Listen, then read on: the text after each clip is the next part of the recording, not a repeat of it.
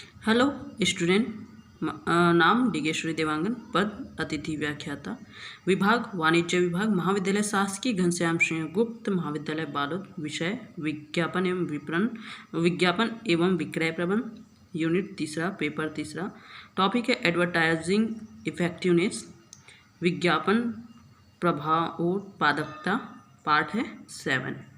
आइए अब हम डिस्कशन करते हैं विज्ञापन प्रभावोत्पादकता। तो विज्ञापन प्रभावोत्पादकता का मूल्यांकन किस प्रकार, तो जैसे कि मैंने लिखा है कि विज्ञापन के प्रभाव का मूल्यांकन इस बात की जानकारी कराने से संबंध रखता है कि एक संस्था के द्वारा किया गया विज्ञापन कहाँ तक अपने उद्देश्य में सफल रहा। इसका पता लगाना ही विज्ञापन के प्रभाव को मापना कहलाता है। कहने का तात्पर्य यह है कि कोई व्यवसाय है वो क्या कराता है, विज्ञापन कराता है। तो विज्ञापन करा लेना ही सारा चीज़ नहीं होता है, बल्कि उसके प्रभावोत्पादकता के बारे में जानकारी प्राप्त करना भी अति आवश्यक होता है कि विज्ञापन का प्रभाव लोगों पर कितना पड़ा, उसका मूल्यांकन करना, तथा जो संस्था द्वारा विज्ञापन किया गया है वो अपने उद्देश्यों में कहाँ तक सफल रहा, इसका पता लगाना जो है विज्ञापन के प्रभाव को मापना कहलाता है। दूसरे शब्दों में यह पता लगाया जाता है कि उपभोक्ता ने विज्ञापन से प्रभावित होकर ही वस्तु को क्रय किया है। इस प्रकार एक विज्ञापन के प्रभाव को ज्ञात करना ही विज्ञापन प्रभाव उत्पादकता मूल्यांकन कहा जाता है। कहने का तात्पर्य ये है कि जो हम विज्ञापन किए हैं, जो एक संस्था जो है विज्ञापन किया है, तो उससे प्रभावित होकर ही लोगों ने क्रय किया है या नहीं, इस बात का भी जो है हमें पता लगाना है कि उससे प्रभावित होकर ही उन्होंने जो है वस्तुओं को खरीदा है और उस वस्तु का जो है उस पर कोई विज्ञापन से कोई प्रभाव पड़ा है कि नहीं पड़ा है, वो आकर्षित हुआ है कि नहीं हुआ है, और कितने लोगों पर उसका आकर्षण हो रहा है, प्रभाव पड़ रहा है, कितने लोग जो है विज्ञापन को देकर उस वस्तु को खरीद रहे हैं। तो इन सारे बातों का जो है ज्ञात करना ही विज्ञापन प्रभावोत्पादकता का क्या कहलाता है, मूल्यांकन कहलाता है। तभी हमें पता चलेगा कि हमारा जो उद्देश्य है वो पूरा हो पा रहा है कि नहीं हो पा रहा है। अगर हम 20वीं शताब्दी के उत्तरार्ध के प्रारंभ से ही जो है विज्ञापन बात करें, तो विज्ञापन प्रभाव जो उत्पादकता है उसके मूल्यांकन पर सबसे अधिक ध्यान दिया जाने लगा है। विकसित तथा विकासशील देशों में विज्ञापन पर जो होने वाले व्यय हैं वो लगातार बढ़ रहे हैं। अगर हम एशिया के देशों में जो है भारत का स्थान जो है विज्ञापन व्यय की दृष्टि से जापान के बाद क्या है, दूसरा नंबर पे है। भारत में विज्ञापन व्यय की राशि जो है वर्ष में अरब तक पहुंच जाती है। इतनी बड़ी राशि का क्या परिणाम निकल रहा है, इसकी जानकारी प्राप्त करना क्या कहलाता है, विज्ञापन प्रभावोत्पादकता का मूल्यांकन करना। इस बात का मूल्यांकन करना प्रबंधकों का क्या हो जाता है, सामाजिक दायित्व बन जाता है। वर्तमान में उत्पादन इसका ठोस परिणाम चाहता है कि विज्ञापन से वास्तव में बिक्री में वृद्धि हुई है या नहीं हुई है, यह बिक्री विज्ञापन पर किए गए व्यय से अधिक है। इन सारे बातों का पता लगाना ही विज्ञापन प्रभावोत्पादकता का मूल्यांकन करना कहलाता है। अब आते हैं हम विज्ञापन की जो प्रभावोत्पादकता है उसके मूल्यांकन हम किस प्रकार करें, किन विधियों का जो है प्रयोग करें। तो सबसे पहला है विक्रय अनुसंधान और दूसरा है संचार अनुसंधान। अब संचार अनुसंधान को 3 भागों में बांटा गया है, उपभोक्ता पंच परीक्षण, पहचान परीक्षण और पुनः स्मरण परीक्षण। अब उपभोक्ता पंच परीक्षण को 2 भागों में बांटा गया है, तुलनात्मक परीक्षण और गुणात्मक परीक्षण, और पुनः स्मरण परीक्षण को 4 भागों में बांटा गया है, साहचर्य परीक्षण, ज्ञान परीक्षण, गैलप व रॉबिन्स, रेडियो एवं टीवी परीक्षण, विक्रय परिणाम परीक्षण, पोर्टफोलियो परीक्षण और जांच परीक्षण। तो चलिए हम एक एक करके डिस्क्राइब करते हैं कि सबसे पहले देखते हैं विक्रय अनुसंधान क्या होता है। ठीक है, तो क्या होता है विक्रय अनुसंधान? विज्ञापन के प्रभाव का मूल्यांकन जो है किसके आधार पर मापा जाता है? बिक्री के आधार पर मापा जाता है कि हमने जो विज्ञापन किया है वो कहाँ तक प्रभावशाली हुआ है। क्या लोगों ने विज्ञापन दे के हमारे वस्तुओं का क्रय किया है? यदि किसी वस्तु की बिक्री बढ़ती है तो यह कहा जा सकता है कि विज्ञापन के प्रभाव के कारण ही जो है ऐसा हो रहा है, वस्तु की बिक्री बढ़ी है। जबकि विज्ञापन के अतिरिक्त अन्य चल स्तर जो और विज्ञापन के तुरंत बाद तेजी से विक्रय में क्या वृद्धि हो। विज्ञापन के प्रभाव को मापने के लिए जो है 2 विक्रय शहर या क्षेत्र चुने जाते हैं,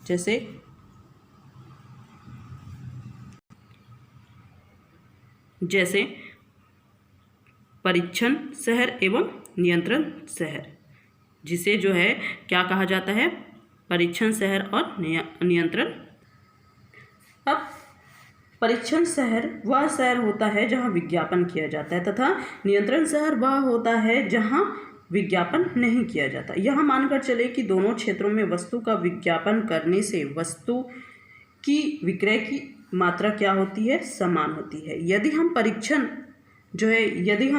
परीक्षण शहर में वस्तु का विज्ञापन करें और उसके फलस्वरूप जो है वस्तु विक्रय की मात्रा में क्या होती है? पर्याप्त वृद्धि होती है, तो यह कहा जा सकता है कि विज्ञापन जो है प्रभावशाली रहा। लेकिन इस परीक्षण शहर में नियंत्रण क्षेत्र की अपेक्षा वस्तु की बिक्री अधिक होनी चाहिए, तभी विज्ञापन प्रभावशाली है, नहीं तो प्रभावशाली नहीं है।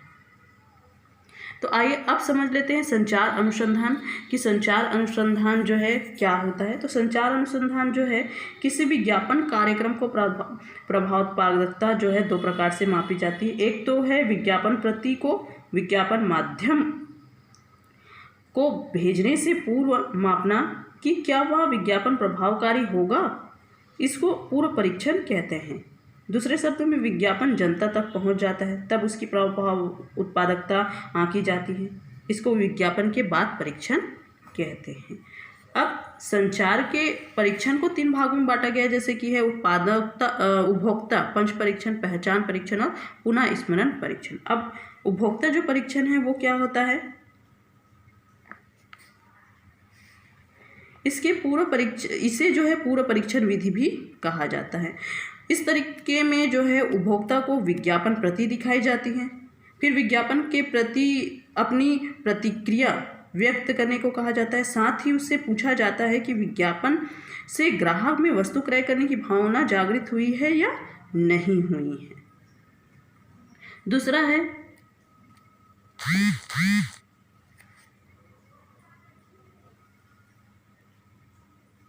पहचान परीक्षण। क्या है? पहचान परीक्षण।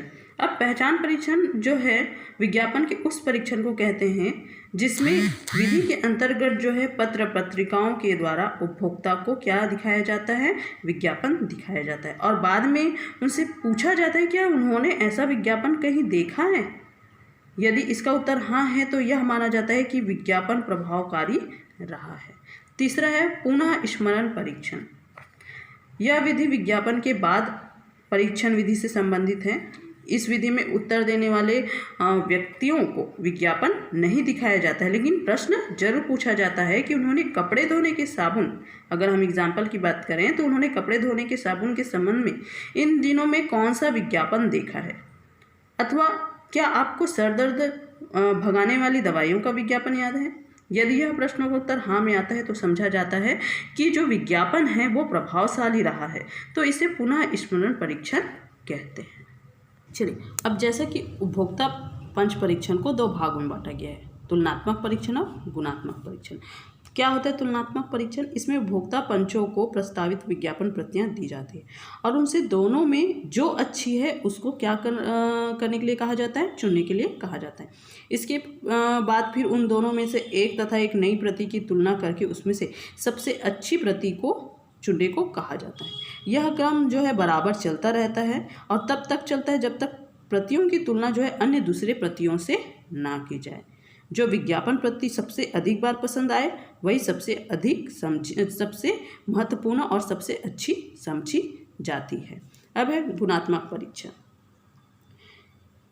इस परीक्षण में उपभोक्ता पंचों को कई विज्ञापन प्रतियां दी जाती है। इसमें उनमें से क्रम के अनुसार चुनने को कहा जाता है। जो विज्ञापन प्रति सबको अच्छी लगती है, मतलब जो प्रति उनको अच्छी लगती है, उनको पहले स्थान पर रखा जाता है। फिर दूसरा स्थान अच्छी लगती है तो दूसरा स्थान पर, और फिर उसको बाद में रखा जाता है। फिर बाद में इन सभी प्राप्त क्रमों का संग्रहण करके निष्कर्ष निकाला जाता है कि सबसे पहले क्रम पे कौन सा है। तो इस तरीके से जो है विज्ञापन प्रभाव उत्पादकता का परीक्षण किया जाता है, प्रभाव की जानकारी ली जाती है। अब है पुनः स्मरण परीक्षण में साहचर्य परीक्षण। साहचर्य परीक्षण, तो साहचर्य परीक्षण क्या होता है? यह जो है बात का परीक्षण करने का तरीका होता है। इस परीक्षण में जो है उपभोक्ता से यह पूछा जाता है कि ऐसा कोई एग्जांपल ले लेते हैं कि ऐसा कौन सा वॉशिंग पाउडर का विज्ञापन है जिसमें लिखा है कि ढेरों कपड़े की धुलाई करें और हाथ में ना जले। इस प्रकार के प्रश्न साहचर्य के प्रतीक होते हैं।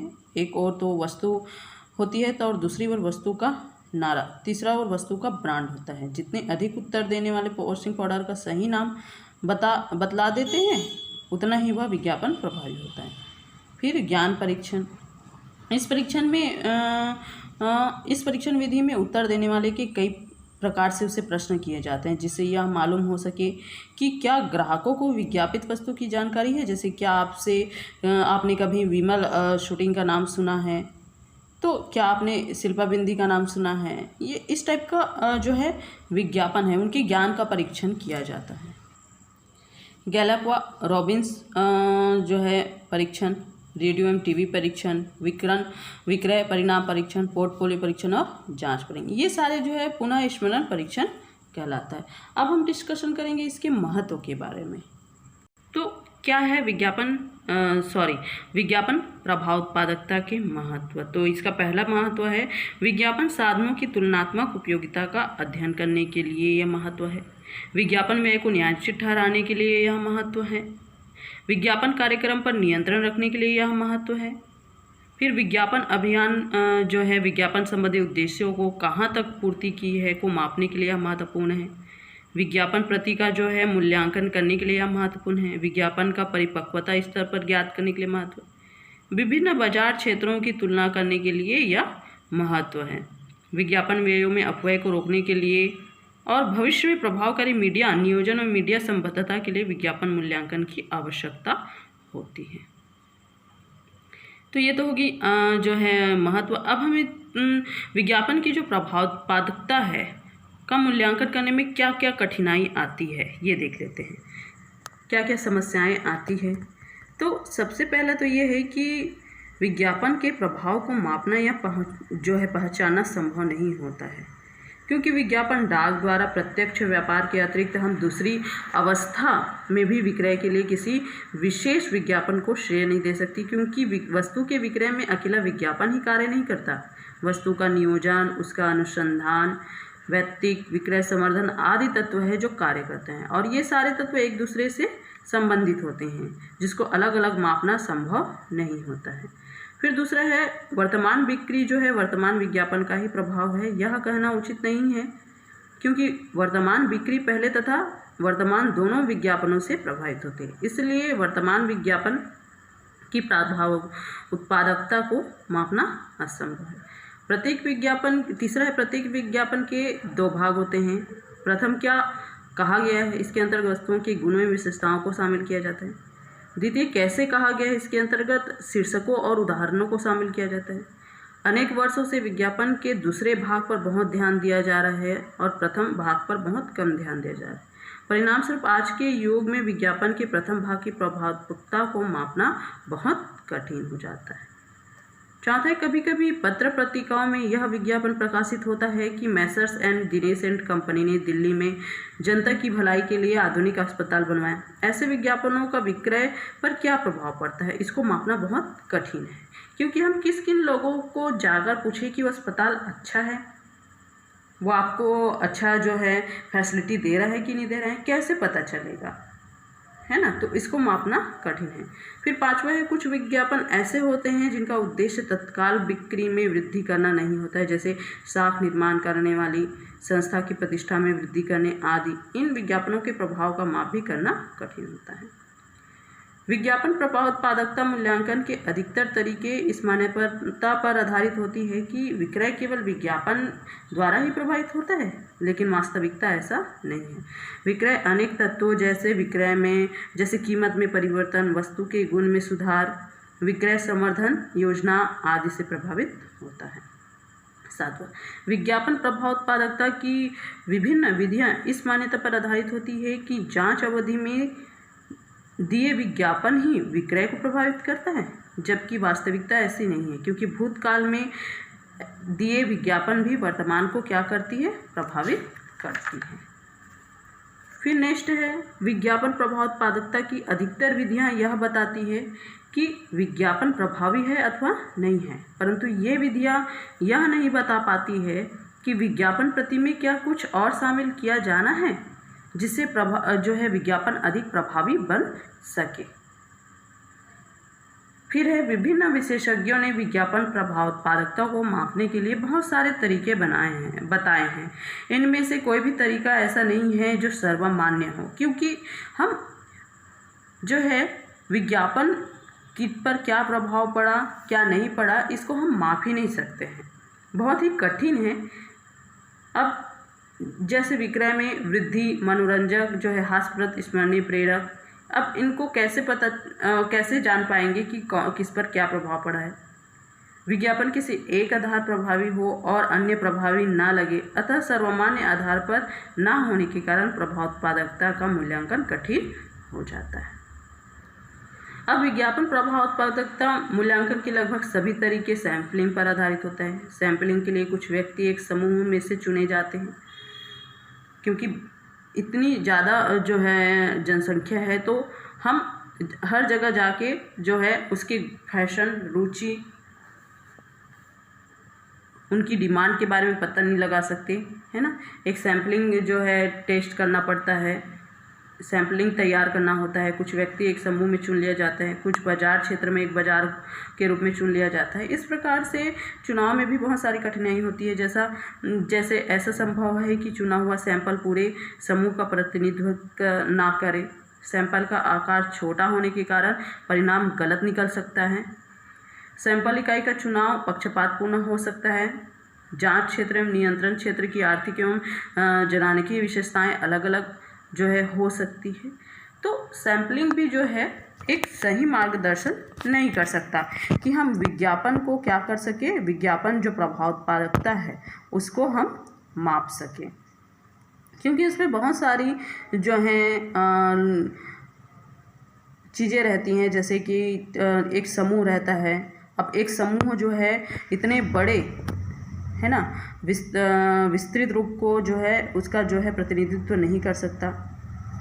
सैंपल का आकार बहुत छोटा होता है ना, जिससे पूरे लोगों का परिणाम जानना संभव नहीं है। हो सकता है कि परिणाम गलत निकले, क्योंकि सैंपलिंग में हाइपोथेसिस लगाना होता है।